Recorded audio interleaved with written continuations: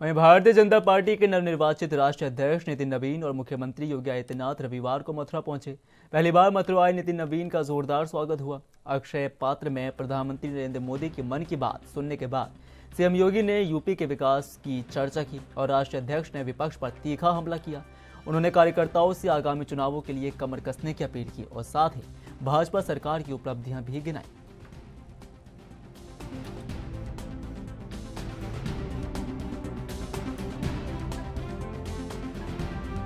बिहार में अगर जंगल राज था तो यहाँ पर भी उस अराजकता की सरकार थी जिसको हमारी नेतृत्व वाली सरकार ने समाप्त किया। आज बिहार हो या उत्तर प्रदेश हो, देश का उत्तर भारत का कोई भी राज्य हो, विकास के पटरी पर अगर आगे बढ़ रहा है तो इसका बड़ा देन कहीं ना कहीं भाजपा कार्यकर्ताओं को भी जाता है कि इन कार्यकर्ताओं ने अपने समय का संघर्ष किया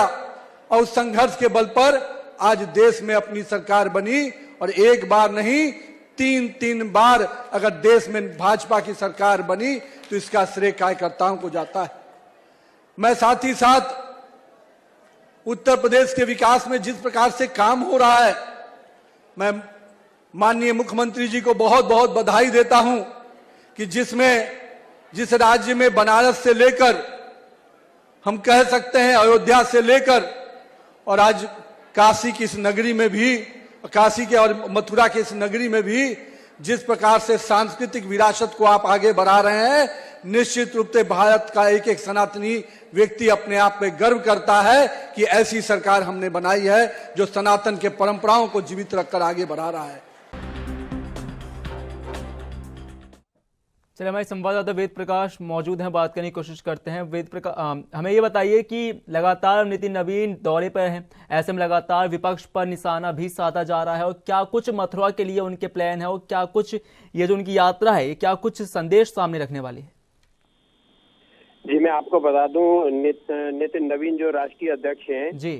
राष्ट्रीय अध्यक्ष बनने में पहली बार ये मथुरा दौरे पर आए, जो कि इनका बहुत जोरदारी से स्वागत किया गया। और सबसे बड़ी बात है कि प्रधानमंत्री मन की बात में ये इन्होंने हिस्सा लिया और साथ ही साथ सूबे के मुखिया योगी आदित्यनाथ भी इनके साथ रहे। इन्होंने अपने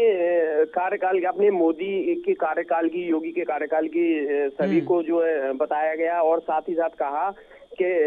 प्रधानमंत्री नरेंद्र मोदी 2047 तक विकसित भारत के संकल्प की बात भी कही गई। साथ ही साथ और कहा गया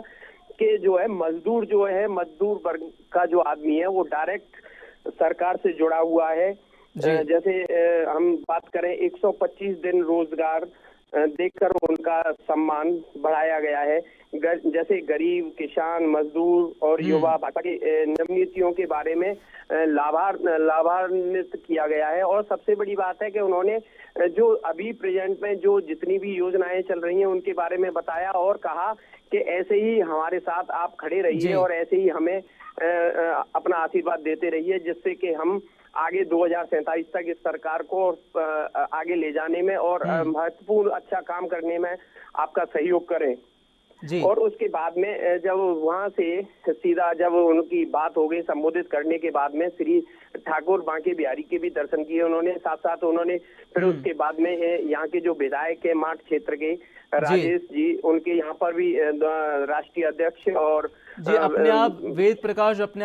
आप में ये काफी ज्यादा महत्वपूर्ण हो रहा था नितिन नवीन की यात्रा, क्योंकि अभी अध्यक्ष बने हो लगातार, वो अब अल्टीमेट मोड में है। चलिए, बहुत बहुत शुक्रिया फिलहाल आपका।